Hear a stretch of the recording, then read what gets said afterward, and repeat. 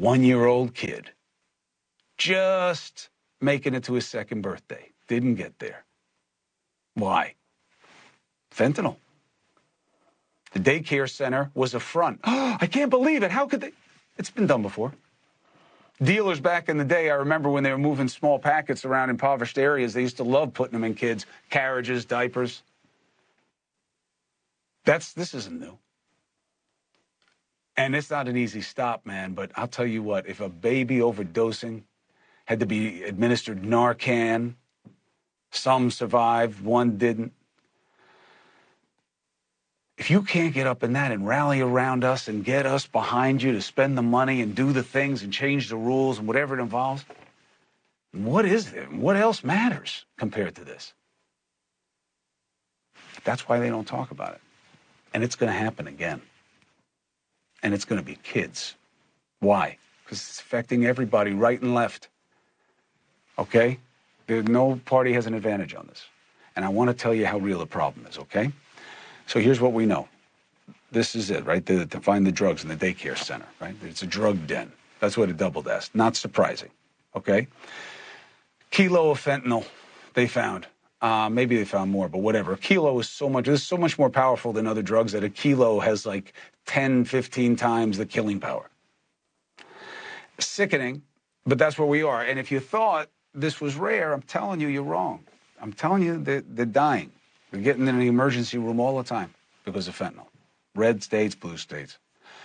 An emergency room pediatric pharmacist lives this firsthand. Cody Peterson knows the reality.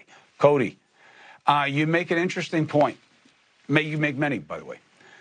It's not an awareness issue. Everybody knows fentanyl bad. They just don't know where the fentanyl is and how much of it they could tolerate if they're even told about it. And we don't have the tools to fix it. You know, Narcan's all we have, and it can or cannot work. And you see it all the time.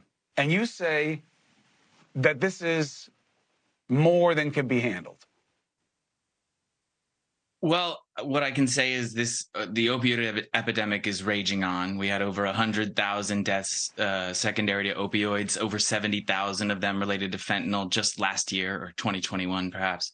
And so the opioid epidemic rages on. In fact, it's the worst it's ever been. And this is after 52 years of a drug war that has raged on and continued to ravage these same impoverished areas that are dealing with this fentanyl crisis. This doesn't fall across party lines. It really doesn't. The drug war never really has, but it is a war on people that has failed. We have led ourselves down this trail, and instead of addressing the problem, we continue to try to enforce and police drugs. So that's the policy side. Your expertise is what you see. And what is the reality of kids and fentanyl and people coming in shocked that they had fentanyl? Yeah, well, I mean, to be honest, most consumers of opioids, most opioid addicts know that there's a chance that fentanyl is in their product, but most don't have a tool to measure how much fentanyl. They just kind of hope that it's the right amount. And in the pediatric hospital that I work in Southern California, we see overdoses from numerous medications, but increasingly so fentanyl. And that's for multiple reasons, but mostly fentanyl's never been more prevalent than it is right now. So I would say nearly weekly, we're seeing a pediatric patient, usually between 0 and 5, who managed to accidentally consume a pill that fell on the floor, that they accidentally swallow. And then because it's so illicitly produced and so inaccurate in its production, we don't know what to expect. We don't know if it's a fatal dose or if the patient will, not even have an issue. You know, Dusty, my EP, just got in my ear, and she said, yeah, remember the case that we covered about the family in the BRBO, you know, the rental, and whoever had been there before them was partying, and a 9-month-old kid must have touched it, and just exactly like you said. And what, in your experience, tells you what will work and what won't work? Well, won't work is what we've been doing for the last 52 years, which is just enforcing drug laws. We sort of created this epidemic. In fact, fentanyl inherently is created. It was first synthesized by pharmaceutical companies in the 1960s.